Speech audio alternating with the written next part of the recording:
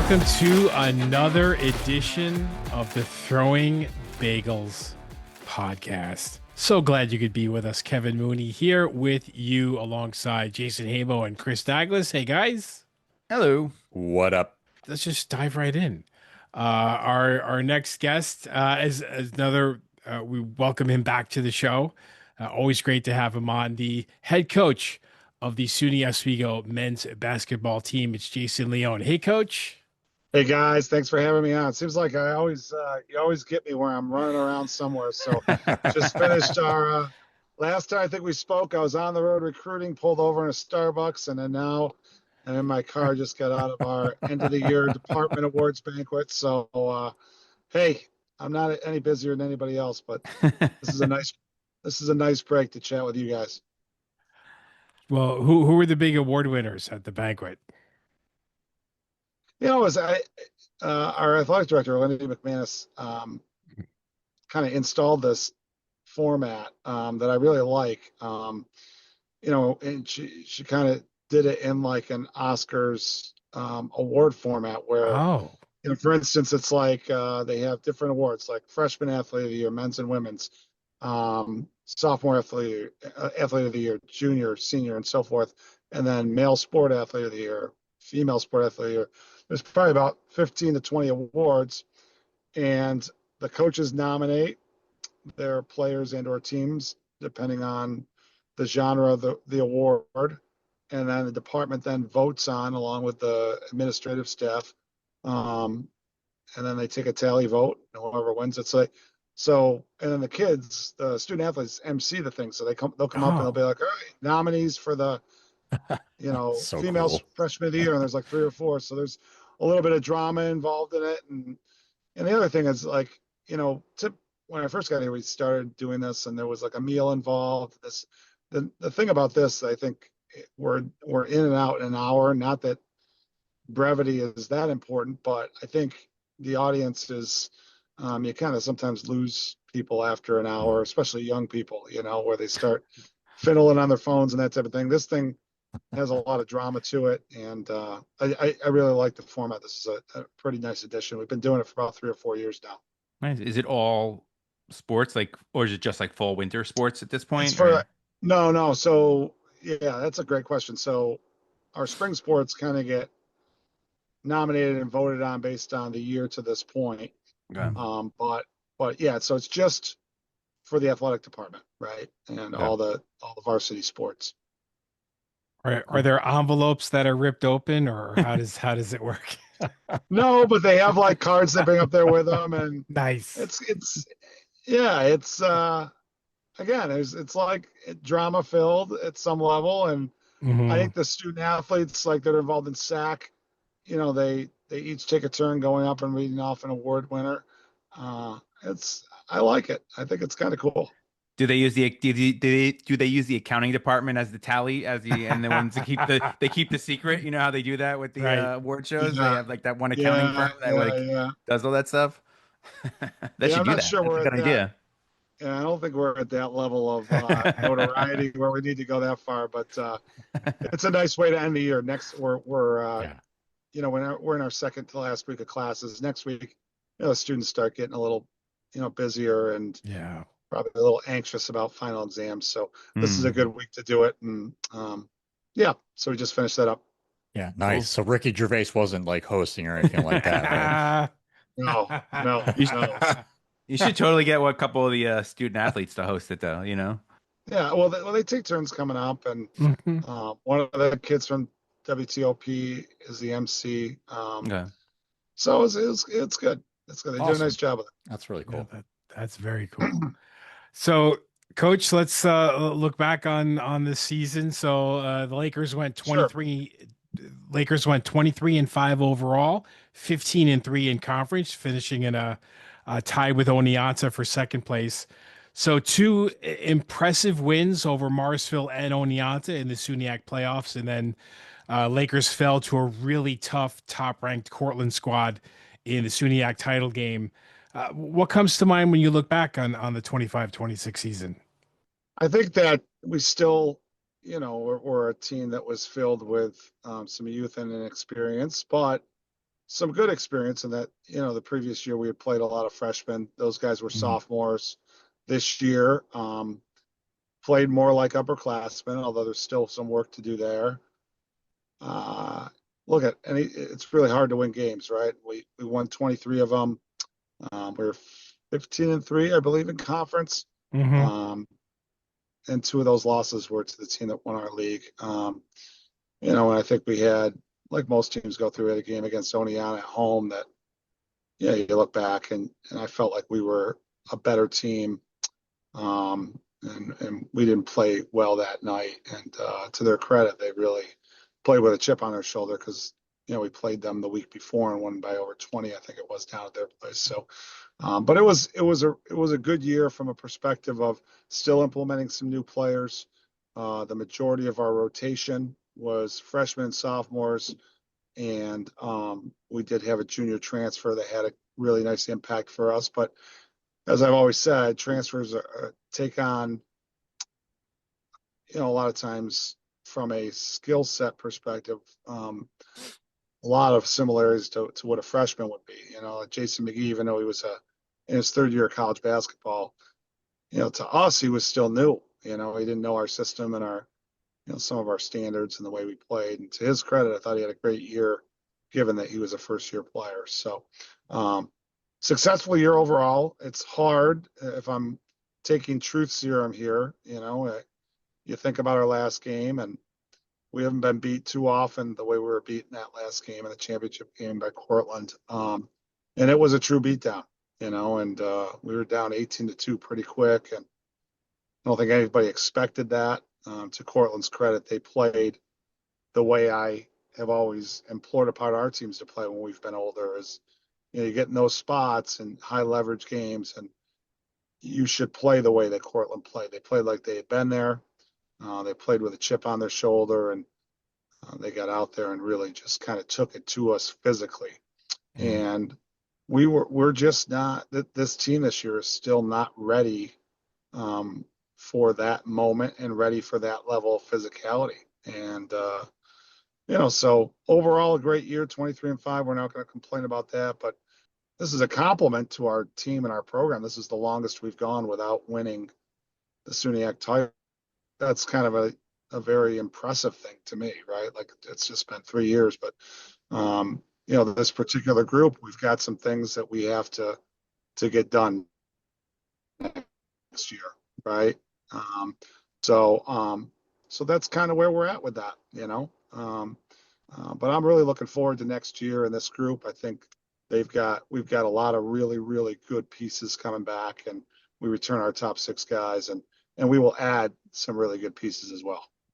So the last regular season game of the season was the Buff State game, and it turns out that was your 300th career win at SUNY Oswego. What does that milestone mean to you? When you get to those type of numbers, first makes you think that, you've been doing it a while. It's cliche, but, it makes you think of all the players that you've coached, right? And the assistants that have come through our program, and just the togetherness. I mean, it truly is a team accomplishment. You think of the nights you spend in the office making recruiting calls, and the snowstorms you drive through to go see some of the players, it just is, it makes you think of a lot of those things, the big wins, the times you cut down nets with your guys, the locker room laughter, the team meals, all that stuff, so it certainly is something that we're proud of, but something that I've enjoyed sharing.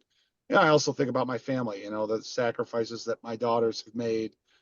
Their father's not always home on every single milestone, right? And I've missed games and practices and gymnastics meets, and my wife has had to, put her career on hold sometimes.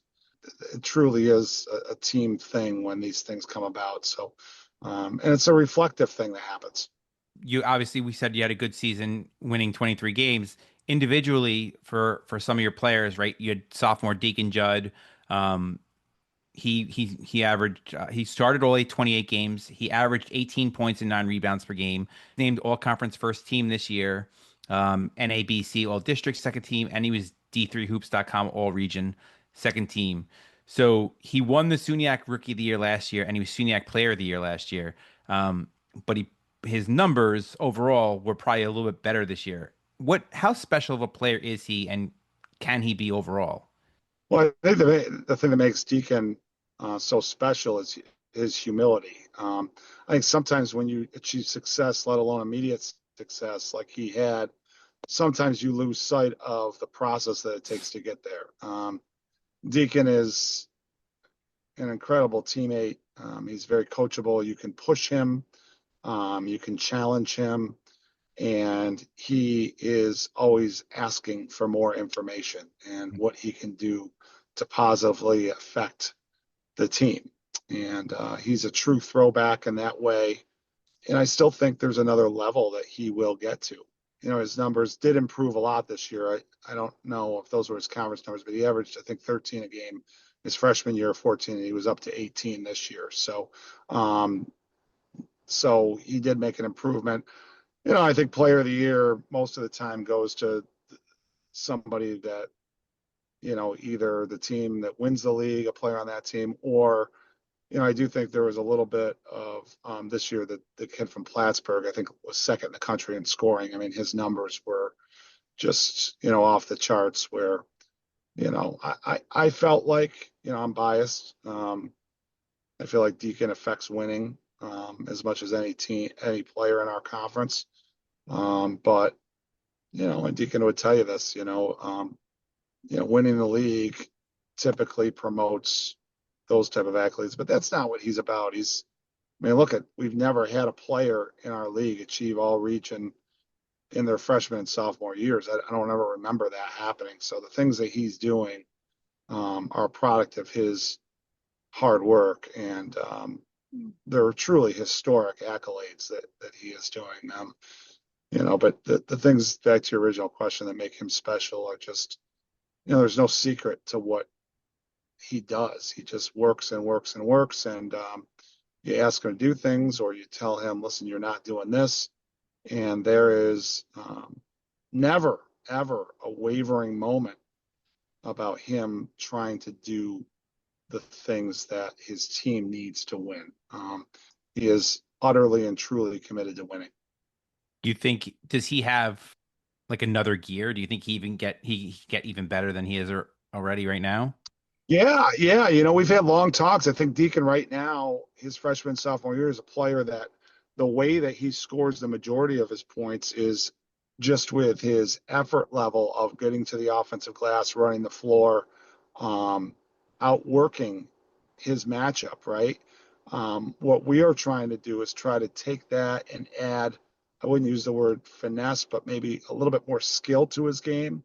I think when he played against players that were his size, he still has some work to do to get comfortable playing against those types of people. Like if you look at the guy that really is the tallest, strongest guy in our league, Aaron Costin, who was a senior, 2 years older than Deacon, Deacon had some trouble against Aaron. If you look at his numbers, the last 3 out of 4 times that he played, he had a lot of trouble scoring on Aaron. And that's to Aaron's credit, right? It's not something that Deacon is lacking, but the lesson that Deacon has bought into is like, okay, now I've got a guy that kind of knows me and knows that we're the 2 best guys in the league at our position. And Deacon's now going to be that guy in his junior year where he's the oldest guy. And I think he's got to, think this summer critically about the things that we've asked him to do to improve small things like his footwork, his shot faking, his jab step moves. He's got to be able to score around the basket with some finesse and not just overpowering people. So we don't want to take away what makes him him, which is his power and physical strength, but we want to not take away, but we want to add another element to his game. And he agrees. And, it certainly has been a collaborative effort the way we've attacked his player development. Has he been everything you've envisioned when you set out to recruit him? I think he's been more. I mean, I don't think, given the success our program has had, typically players don't come in and have the type of impact that he's had his freshman and sophomore year. So I mean, I tell our current players, I never go into any season saying, all right, I'm counting on this recruit to do this, this, and this. It always starts with the current players in our program and their maturation and development, right? I think you're on a really slippery slope if you're constantly counting on freshmen and transfers every single year. I mean, typically, you guys would probably agree, I think, that if you're counting on players that you've never coached before, typically that's a losing proposition, right? Mhm.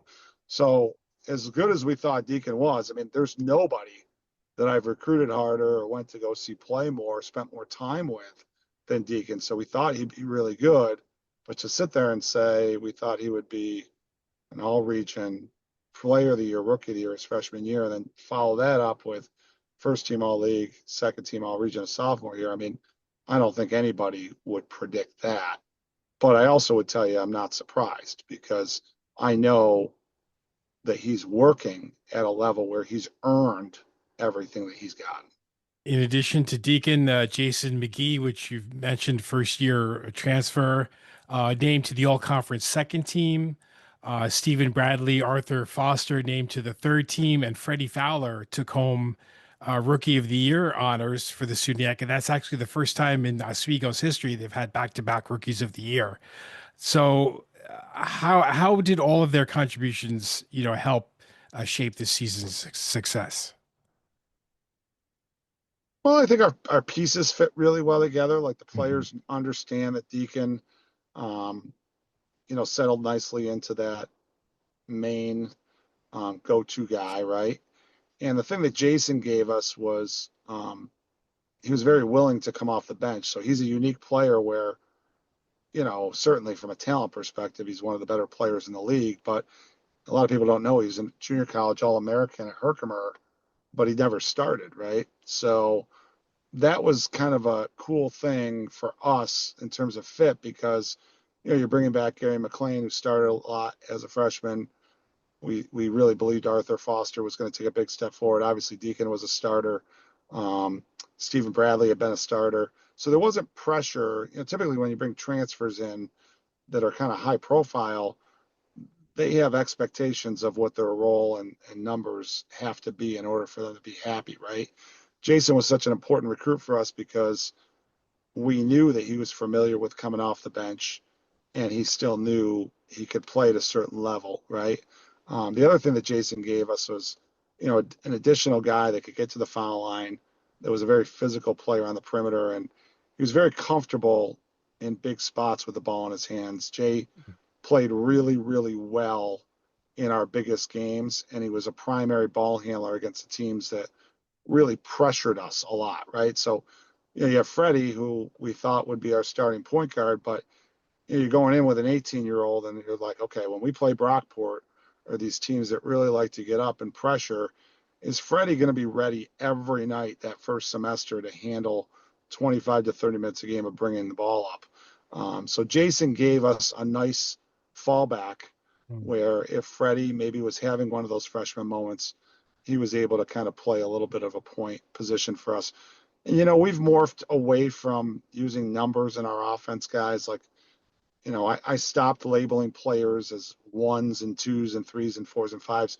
We truly have become a positionless program where the way we do things offensively, we can play guys in different spots on the court.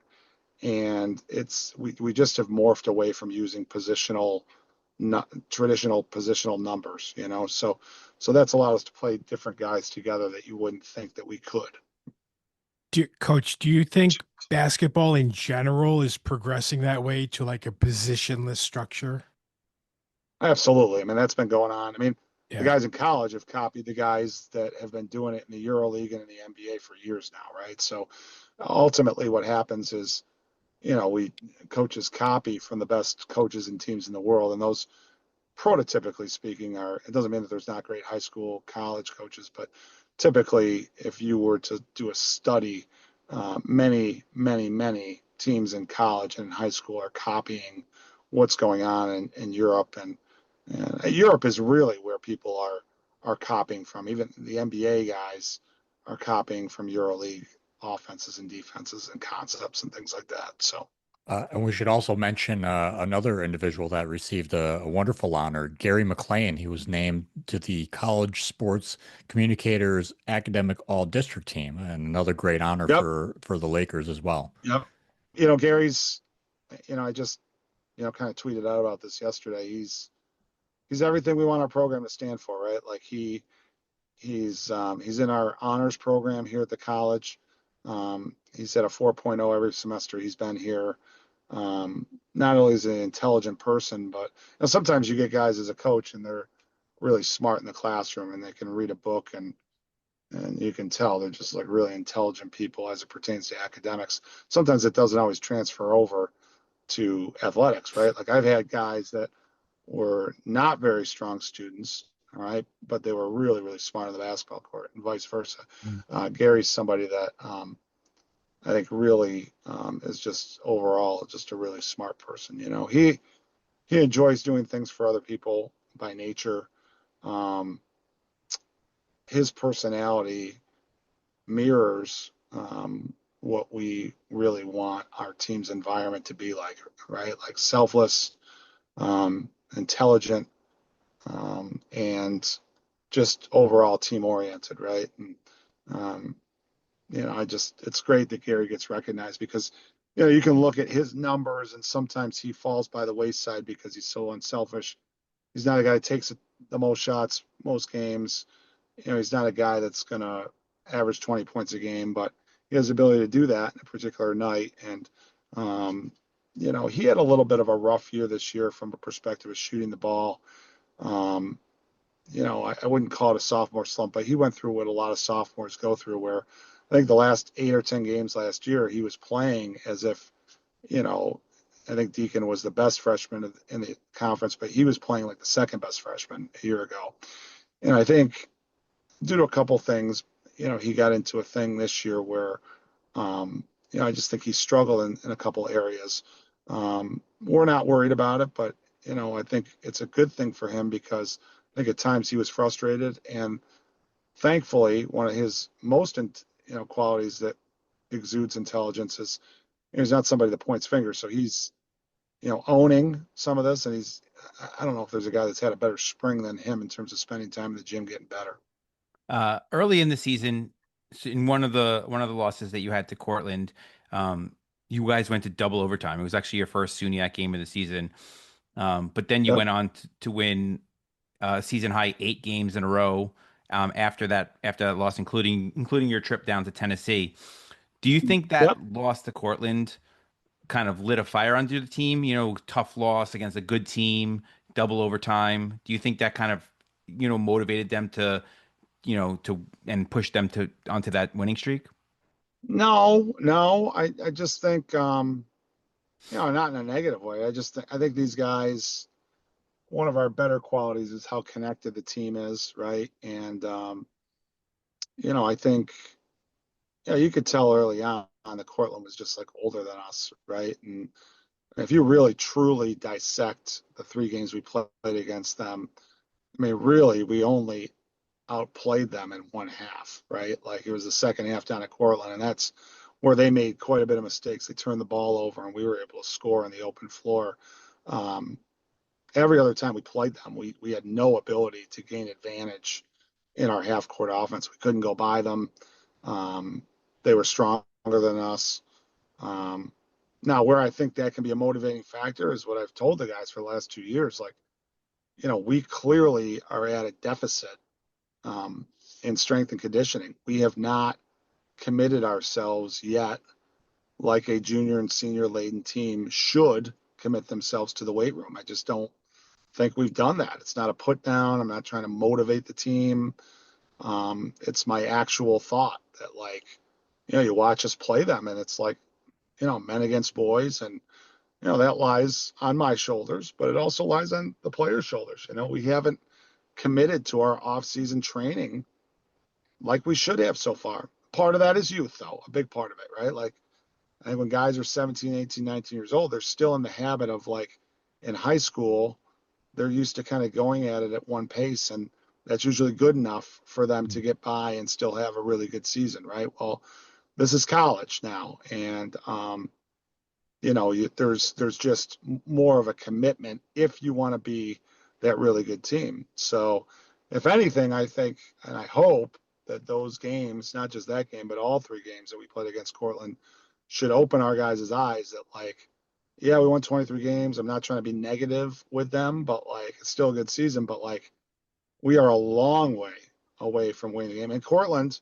quite frankly, I mean, they lost in the second round of the NCAA tournament. It's not like this was like a Sweet 16, Elite Eight, Final Four caliber team. I mean, there's a lot of work that needs to be done during the offseason with our guys, So, but if anything, I think, if you look at us this year, we didn't lose a lot, but after we lost, the way we responded from losses is the way that you would hope your team would respond as a coach.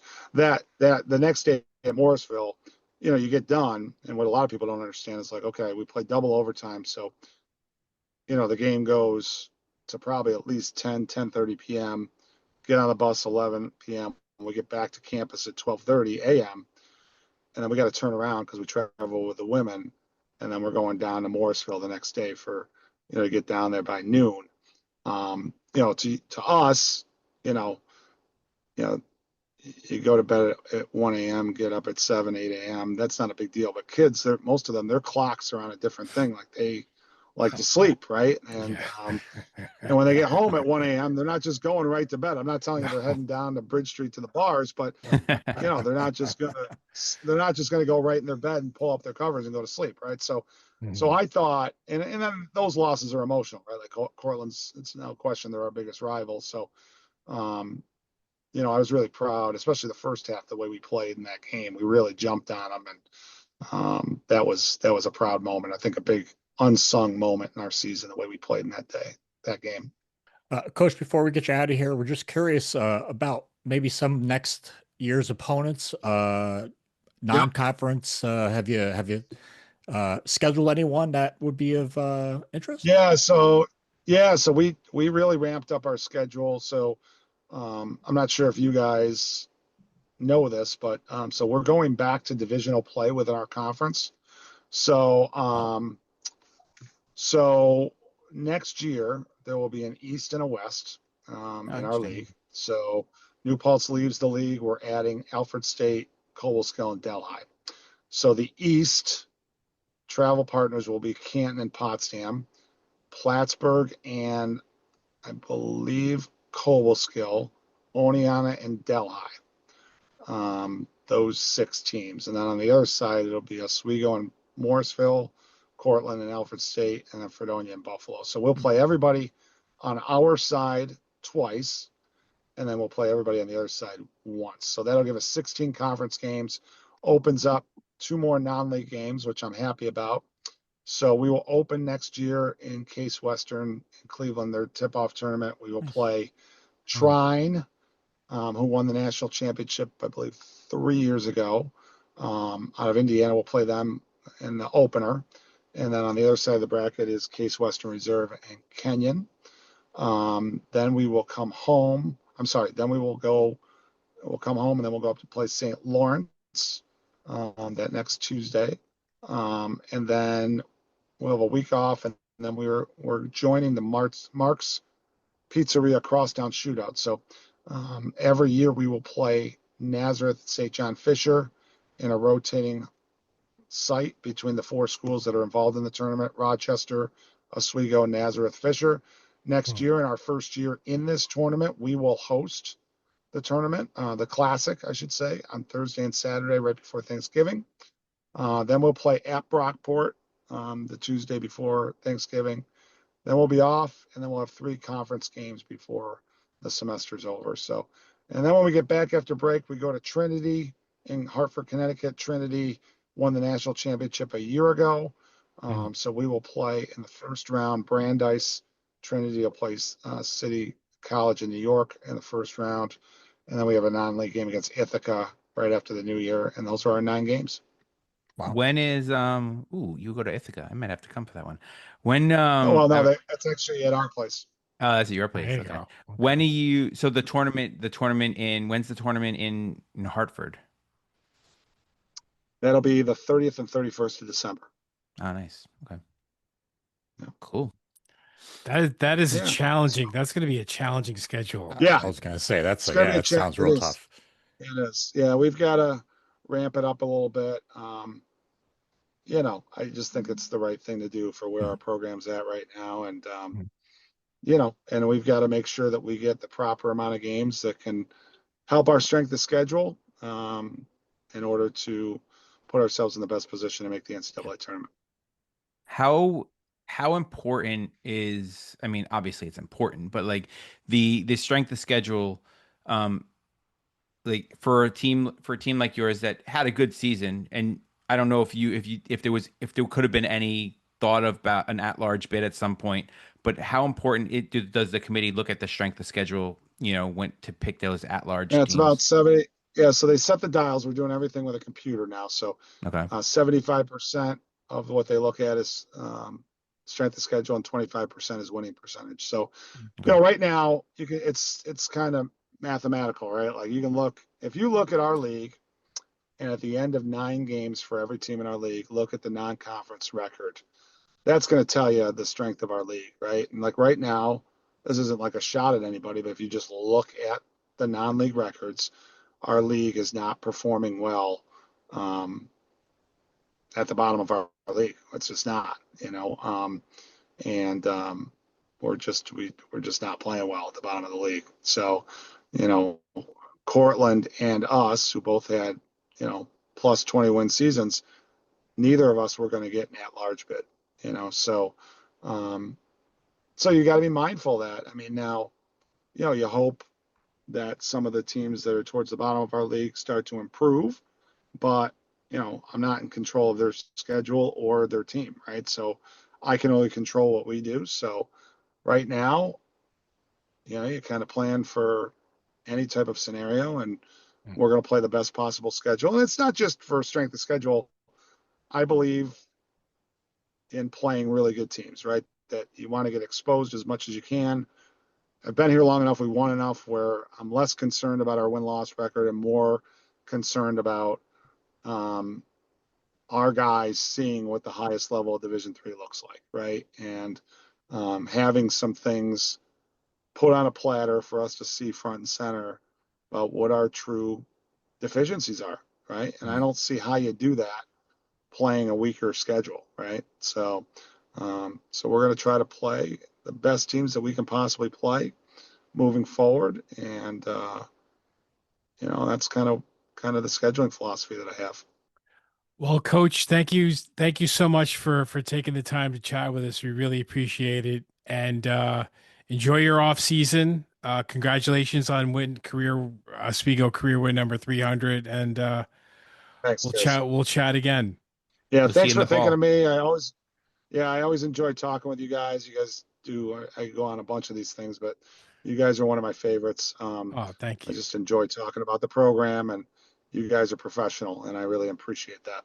And that was the head coach of the SUNY Oswego men's basketball team, Jason Leone. It's another solid season, by the Lakers. So it'll be interesting to see if they, do a lot of the things that the coach wants them to do in the off season with the conditioning and what have you. But there's so much talent, on the roster.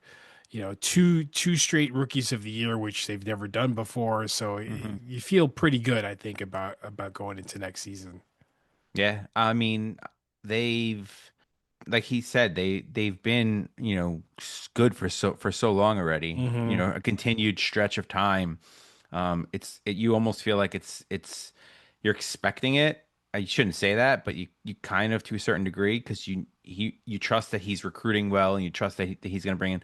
It kind of that the comment he made about the conditioning and the weight room more so than anything else was kind of surprising to me. I didn't expect him to say like the players need to do better job of it. But I'm glad that I'm hopefully that they recognize that and they can do it. Yeah, I mean, you can't get bossed around by Cortland. Yeah, I mean that's kind of what it comes down to, right? I mean, because if Cortland doesn't win, the SUNYAC Oswego does. So I mean, pretty much, yeah. I mean, know, Oneonta's been pretty good the last couple of years. I yeah, mean, Mhm. they actually had the tiebreaker over Oswego this year, so Oswego was actually the 3 seed in the tournament technically, Yeah.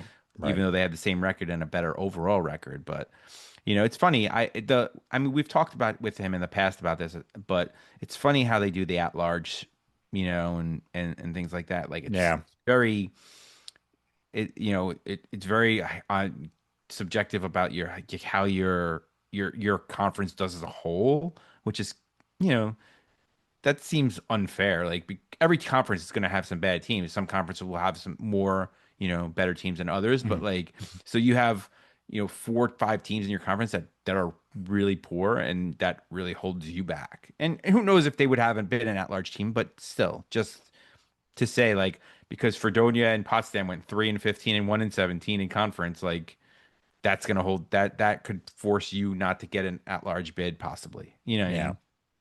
Just seems unfair. It is unfair because they had a really good season, Yeah. and we're biased. We are biased, but I mean that's not to say they would have gotten an at-large bid. You know what I mean? Who Right. knows? Because you don't know what other teams have done. It's just in other conferences. But I mean, you're 23-5. Is nothing to sneeze at. Right. No, 23-5 is a really good record. I mean, Right. yeah, it should be a playoff team, but I mean, think about if a bounce goes their way and they beat Cortland, in on the last second shot, Right. and instead of losing in double overtime, now you're looking at 24-4, and you've beaten Cortland. So if you go to the championship game and you lose to Cortland there, do you get an at-large bid now? Like, Yeah, is that right, yeah. one W? Could that have been? Well, I mean, we'll never know. I guess you could know if you did the math, but I mean, that's just how Potsdam close it is. 1-24 schedule killed them. That's what killed them. The Potsdam 1-24 overall schedule. Yeah. woof, just woof. Oof. Yeah. Ugh. Because of that, they couldn't get an at-large bid. Oh man. It'll be interesting to see how the division, like now that they've carved it up into 2 divisions. Yeah, it's interesting. Yeah, I wonder where New Paltz is going. We should ask him that next time. But because he said New Paltz was leaving, but they were bringing in 3 new teams, I believe he said. Yeah, Alfred, Cobleskill, and Delhi. and Delhi, yes. Which were all at one point in time like 2-year schools. They were all like junior Yes. colleges at one point in time, and I guess more recently they've become 4-year colleges. Yeah, Morrisville and Canton, same thing. And Yeah. they've been 4-year programs here the last several years. So it'll be interesting to see how they do. You know what I mean? Because I know which one was it? Was it Alfred? No, it wasn't Alfred. I think it was Delhi. Delhi has been pretty good in the past, but again, that's as like a junior college type thing. So will they be, will they come into the SUNYAC and do well against the other teams, or is it going to be like a learning thing, and not be great the first couple of years? Who knows? Have you guys ever been to any of those campuses like Cobleskill or Delhi? I mean, they're all in the middle of nowhere. Yeah, I know. that I do know. They are. It's just farmland. Well, Delhi was like an all that's agricultural around. school. It was like literally like an agriculture school. So is Cobleskill. That was cool. Well, Cope School was like a technology school from what I thought. No? No, I'm pretty sure it's an agricultural school. Oh, really? Because it's surrounded by farms. Like it is. Yeah. There's nothing around Cobleskill. I mean, so is Geneseo, and Attica. Yeah, maybe. Yeah, I guess so. I don't know. Cobleskill, like I mean, it's kind of close to the capital region, so I'm pretty familiar with Cobleskill. So yeah, it's in the middle of nowhere. That's gonna be a terrible bus trip. Oh man. I mean, they'll be paired up with who, I guess. Oneonta, Cobleskill and Oneonta, right? Yeah. Yeah, probably. Well, Delhi is closer to Oneonta than, isn't it? Isn't Delhi closer to Oneonta? Did he say Delhi? No, who knows? I don't remember what he said. It doesn't matter. They're all in the middle of nowhere. Well, Yeah. Terrible bus trips. Oh man, I'm so sorry. It's far. Yeah. It is far. It's far. Oh, man, can you imagine? Like, because I mean, I live in Cortland, so I can imagine losing a long double OT game to Cortland, getting on the bus, driving all the way back up to Oswego. God. Oh, what terrible. Getting That's terrible, man. 6 hours of sleep, and then getting up and getting on the bus and going to Morrisville. Yeah. Well, by the way, I don't know how Wow. far Morrisville and Cortland are from each other. Like, if are they near each other? Because like Not they really.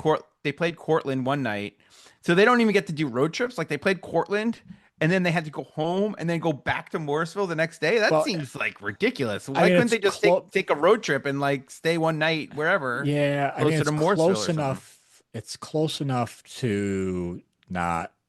It's close enough to where it's not really warranted, I suppose. Because That's what seems like a rough. I don't know. I mean, because from Syracuse, Morrisville is like, I don't know, half hour maybe, like down Route 20. I mean, it's not that far. Yeah, And but it's like so it's on the 40 way minutes. home. So Morrisville's kind of on the way home then for them, basically. Oh, well, it's east of here. Okay.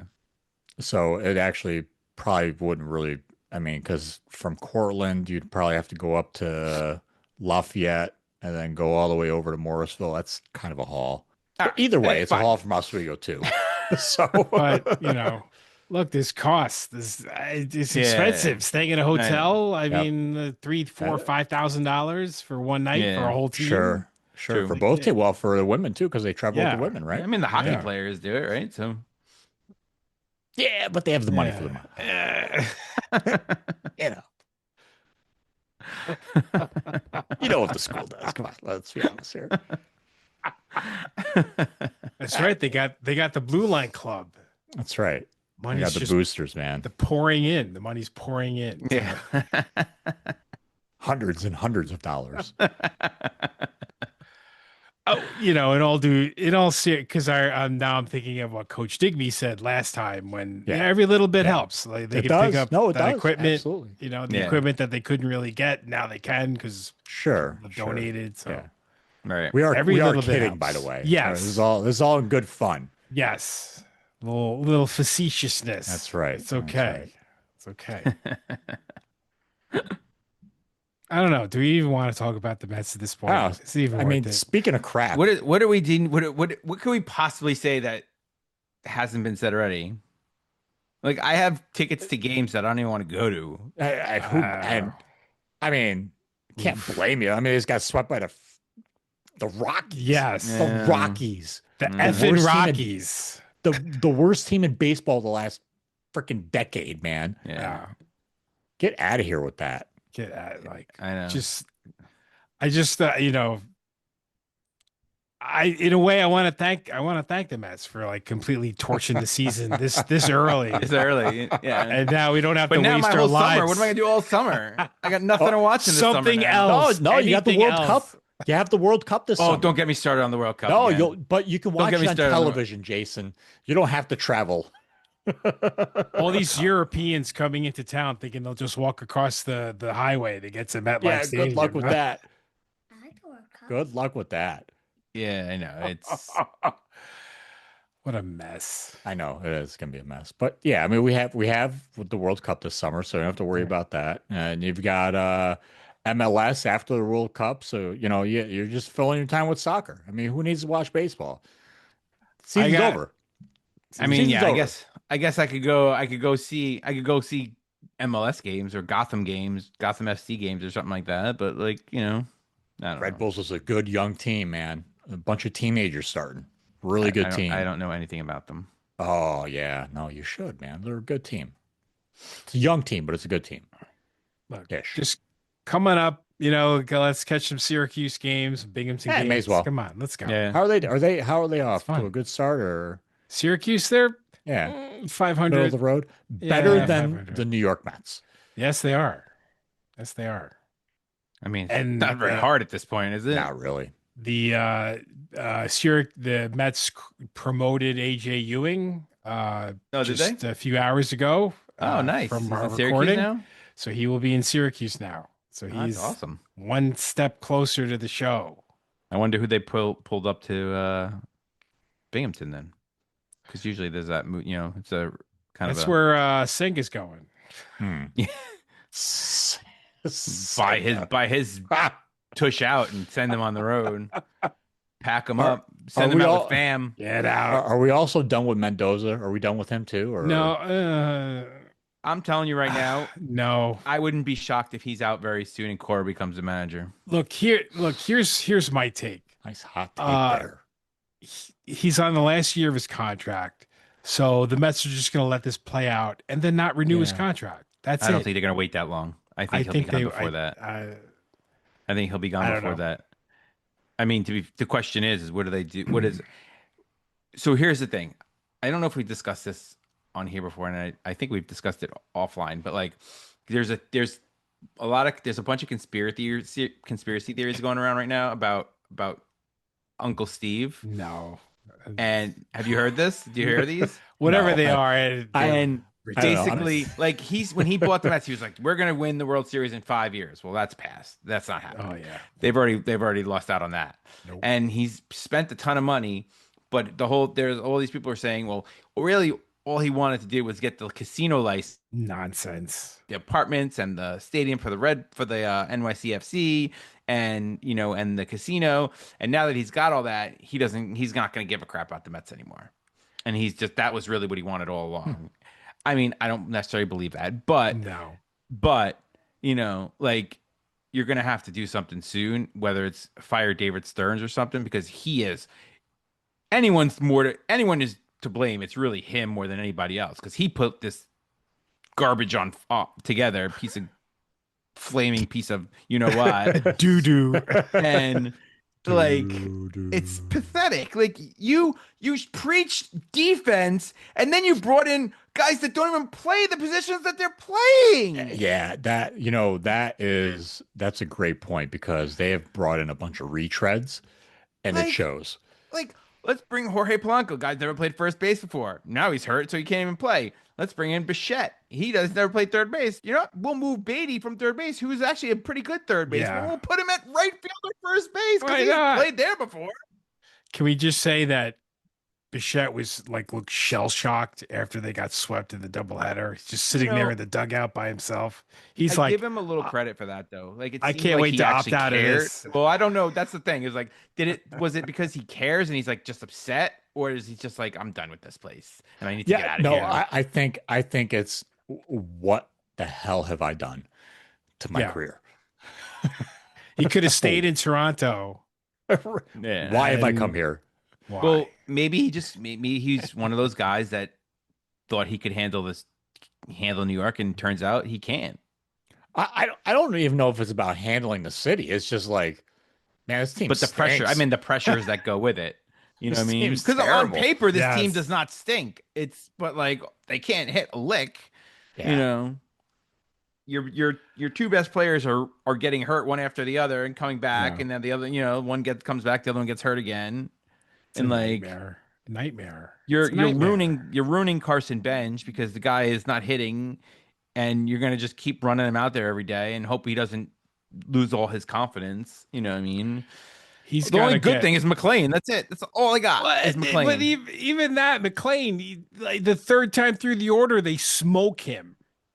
He's great the first 5 innings, and then once the order turns around for the third time, they are killing him. Yeah, and Freddie Peralta's not coming back. There's no way. Oh my God. There's no way he's coming back. And we only gave up 2 top 5 prospects for the guy, right? And he's gone. Exactly. And the Mets who knows? There's no way Scooble's gonna sign here after seeing this. I don't care how much money you give him. Uncle Steve is gonna try. He's gonna try bringing Scooble here, and he's gonna go to the Dodgers. Oh God, could you imagine that if he goes to the Dodgers? So help me God. I mean, it's gonna be a lockout next year anyway, so it doesn't really make it. That's true. There may not even be baseball next year. No, but no, they won't. Yeah. So we'll see what happens with that. All right. So we got that all out of the way now. Yes. We're good. I think so. Good. I think so. Good. I can go longer, but I feel better. Do we want to talk about any other conspiracies going on? No. Okay. No. Very good. No, we're out of time. So, throwingbagels.com is our website. We got all our socials up there. Check them out. throwingbagelspodcast@gmail.com is our email address. Give us a shout, won't you? And we'll see you next time. Say hi. Yeah. Just say hi. Hey, what's up, guys? Toodles. Bye. Bye.